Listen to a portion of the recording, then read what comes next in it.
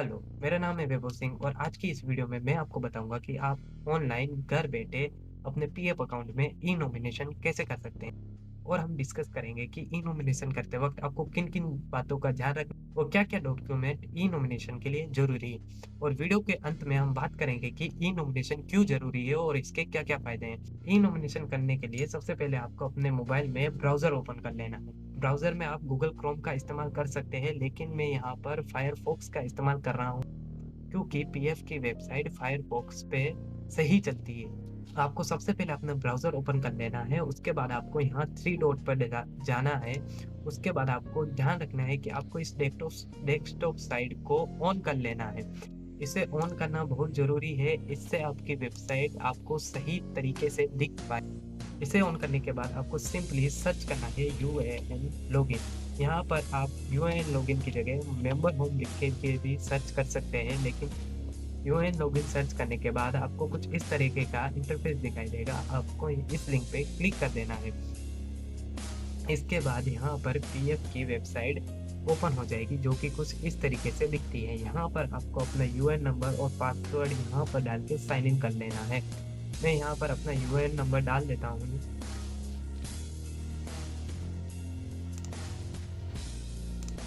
मैंने यहाँ पर अपने यूएएन नंबर और यहाँ पर अपने पासवर्ड डाल लिए है। अब मैं सिंपली साइन इन पर क्लिक कर देता हूँ। इसे करने के बाद आपको यहाँ पर ई नॉमिनेशन का एक ऐसा अलर्ट दिखाई देगा, इसे आप यहाँ से क्रॉस कर दीजिए। ये ओपन होने के बाद यहाँ पर आपकी सारी डिटेल आ जाएगी। इसके बाद आपको मैनेज पर क्लिक कर लेना है और ये ई नॉमिनेशन लिख रखा है, यहाँ पर क्लिक कर लेना है।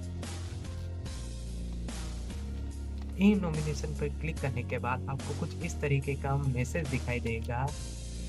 ये मैसेज इसलिए आ रहा है क्योंकि अभी तक आपने अपनी पीएफ प्रोफाइल में अपना फ़ोटो अपलोड नहीं कर रखा है। तो सबसे पहले आपको अपनी पीएफ प्रोफाइल में अपना फ़ोटोग्राफ अपलोड करना है। उसके लिए हमें व्यू पे क्लिक करना है और प्रोफाइल पे क्लिक करना है।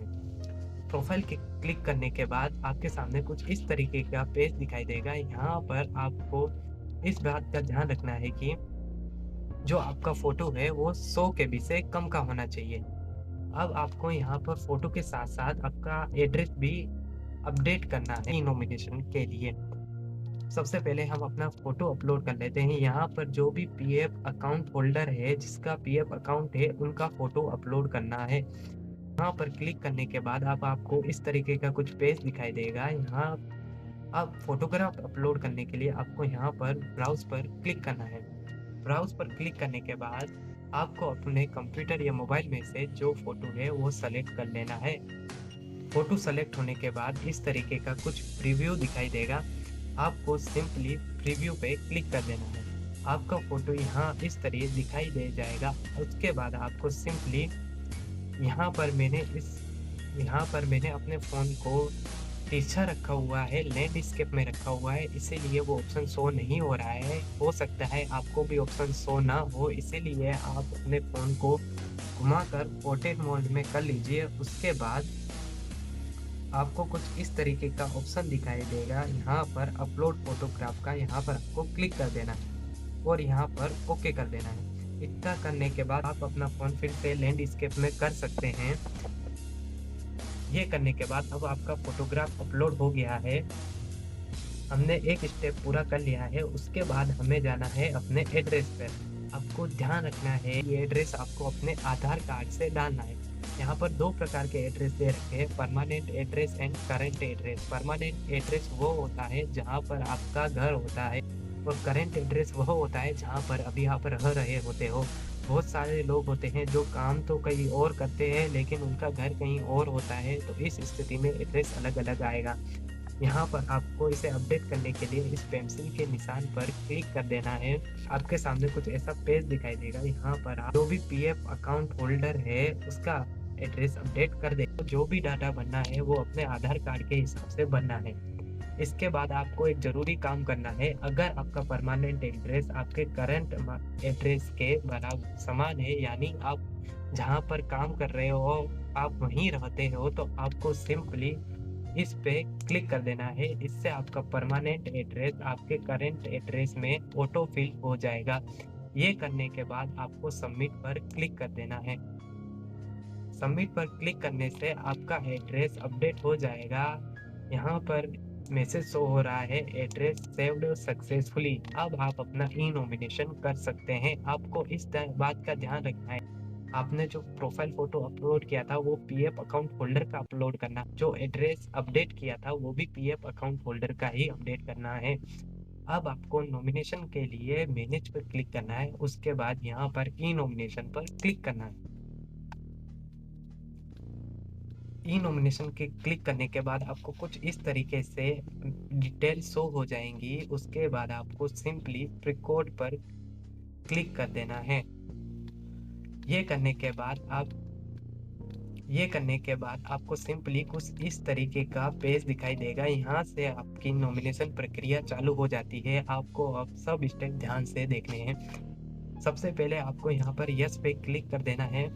उसके बाद यहाँ पर जिसको भी आप अपना नॉमिनी बना रहे हो उसकी डिटेल फिल करनी है।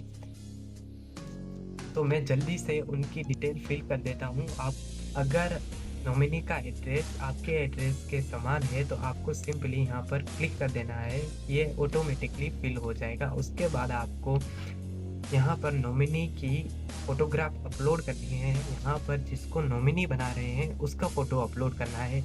इस फोटो की साइज भी 100 KB से कम होनी चाहिए।